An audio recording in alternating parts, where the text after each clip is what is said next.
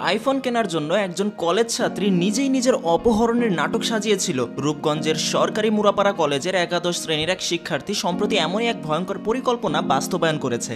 ঘটনাটা শুধু একটা অপহরণের নাটকই নয়, সাথে ছিল ধর্ষণের হুমকি, সবকিছু সাজানো কাহিনী। মেয়েটি দীর্ঘদিনের ইচ্ছা ছিল একটা আইফোন কেনার, কিন্তু টাকা পাচ্ছিল না। তখনই শুরু হয় নাটক।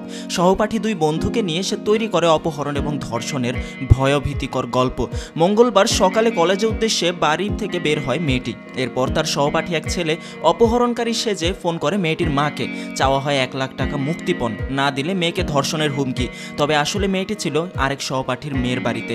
টাকা না পেয়ে পরিকল্পনার দ্বিতীয় ধাপে যায় তারা। বুধবার ওই ছেলের মাধ্যমে তুষ্কার সিরাপ এনে মেয়েটি খানিকটা খেয়ে অচেতন হওয়ার ভান করে পড়ে থাকে কলেজের পেছনে।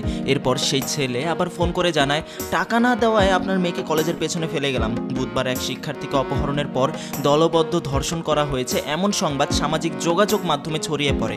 এছাড়া ওই শিক্ষার্থীর পরিবার রূপগঞ্জ থানায় অপহরণের অভিযোগ দেয়। পরে অপহরণকারীদের ফোন কলের ভিত্তিতে পরিবার ও পুলিশ গিয়ে মেয়েটিকে উদ্ধার করে। প্রথমে নেওয়া হয় উপজেলা স্বাস্থ্য কমপ্লেক্সে, পরে নারায়ণগঞ্জে পরীক্ষা নিরীক্ষার জন্য পাঠানো হয়। ঘটনার পরপরই তদন্তে নামে রূপগঞ্জ থানা পুলিশ। বিস্তারিত জানতে গিয়ে তারা দেখতে পায় পুরো ঘটনাই সাজানো।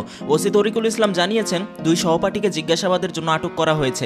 তদন্ত শেষে আইন অনুযায়ী ব্যবস্থা নেওয়া হবে। এই ঘটনা শুধু একটা বিচ্ছিন্ন নাটক নয়, এটা বলছে অনেক গভীর কিছু, যেখানে চাওয়ার জেদ, মোবাইলের লোভ আর কৌশলে গড়ে উঠেছে এমনই ভয়ঙ্কর এক নাটক।